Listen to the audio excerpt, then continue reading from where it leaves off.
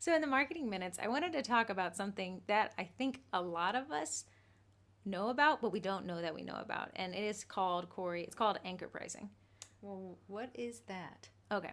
So I'm just going to read the definition and then I'm going to run you through a little workshop. Oh, great. Corey seems already sweaty. Price anchoring refers to the practice of establishing a price point which customers can refer to when making buying decisions. Every time you see a discount with $100 discounted to $75, the $100 price is the anchor to the $75 sale price. Does that make any sense? Break it down for me, Okay. baby girl. Okay, Corey doesn't realize I'm going to show her a picture of a cow. Can you see this cow? It is a stunning cow. It is beautiful.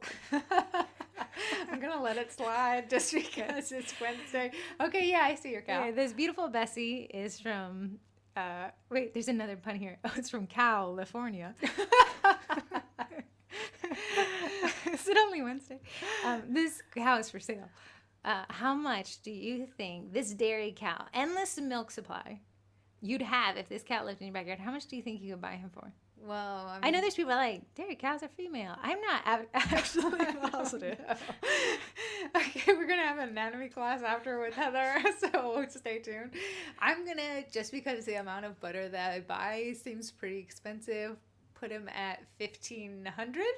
Okay. This cow is worth, and it's worth every penny, might I add, $792 US. I'm getting me a cow. Corey's getting a pet cow. She can add it to her circus. It's already in her house. So for half the price that you thought she was worth, you can have a pet cow. Because you thought it was $1,500, but it's really only $700 and change. Okay. Well, things I've learned today. Cows are pretty inexpensive. Mm-hmm. Okay, here's a picture of a bull. It is beautiful. Okay. Okay, this is a beautiful cow. Beautiful bull. How much do you think he's worth? Or she, I'm not sure. Does some random math. I'm going to say he's maybe $1,000.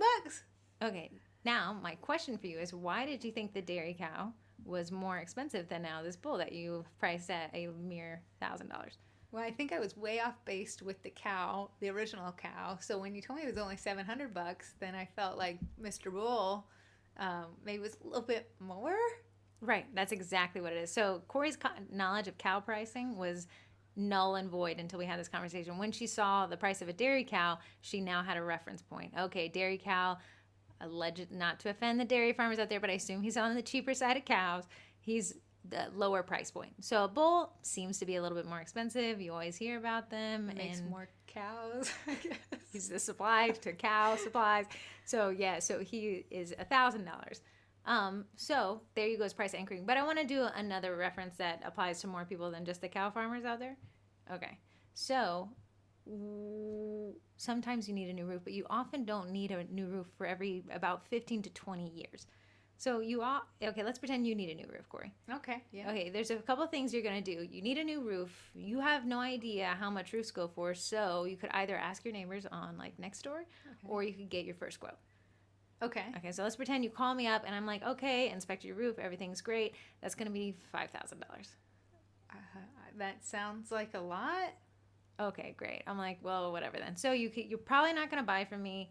I know everyone's like, oh, is there $17,000? Okay, let's pretend I say $17,000. Okay. I don't want to offend the cow people or the roof people.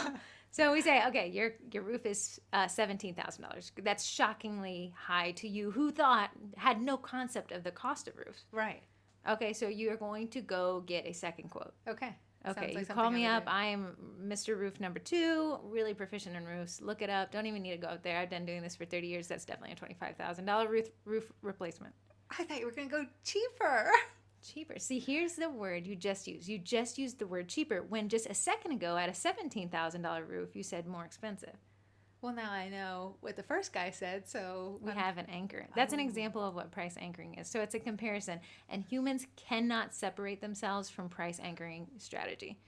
So how do we tie roofs and cows into cookies? Oh, bring it back, baby girl. Yeah, bring it back. So there's 2 things you can do. You can either let your customer use you as an anchor and then ask somebody else. Not ideal. We don't want them to price shop. So we got to price shop for them. So somebody says, hey, how much for 3 dozen? And I'm going to say, hey, that's, 46. And they're like, shock and awe. I have no idea that was a going rate of cookies. That seemed high. Or I can do a custom dozen for 26. Well, that sounds like a steal. Now it's a steal because if I buy 3 single dozens, I'm paying much more than a 3 dozen 46 offer. So I've just anchored myself against myself. So I've upsold them. It's kind of a concept of popcorn pricing as well, to drive them to the more expensive one because they feel like they save more. But you've also anchored me to the going cost of what a dozen is. I mean, I love that. That means I'm not shopping around. I'm going to you. You kind of told me like, hey, I can spend a butt ton with you, or I can spend less than a butt ton. But at the end of the day, it's still with you. Right. I think people may be under the impression that our clients are price shopping our cookies through 10 different sellers. I can't begin to describe to you my buying process is the fewer people I talk to, the better. Yeah, I know Heather and I actually bought cookies for a client way before we ever started baking. We were clueless. We reached out to her. She said a number. I thought it was expensive, but hey, I don't have time. This actually checks a box on my to-do list that week, and we ordered from her. No questions asked. I don't think we shopped around. I don't think we shopped around, but had we had, and somebody came in higher, she would become the cheaper option. Exactly. So price is relative, and price anchoring helps it to be just a tinge bit less relative. Okay. So that's the importance of price anchoring. So in your life, you can say, oftentimes when you go to the checkout line out of Sephora, that little crapshoot that kind of gets you to buy all those little things you didn't need. And they're really tiny stuff. The things are ungodly microscopic, but you still feel like you need it. Right. Like maybe this little teardrop of serum will fix all my problems. Or the inside and out. But what you see, if you really stare at those prices, they'll always have a strike through, which means the price is crossed out. And hey, look what you found in line. You found a sale. Like I was this little, scavenger hunt, and I got a deal. Right. It makes you feel like you got a deal, even though you had no recollection of what that price cost before you were even standing in front of it. But now you see a strike through and a lower price. Must be a deal, because why else would they put that strike through there? Amen. One question for you. Okay. What should I name my new cow?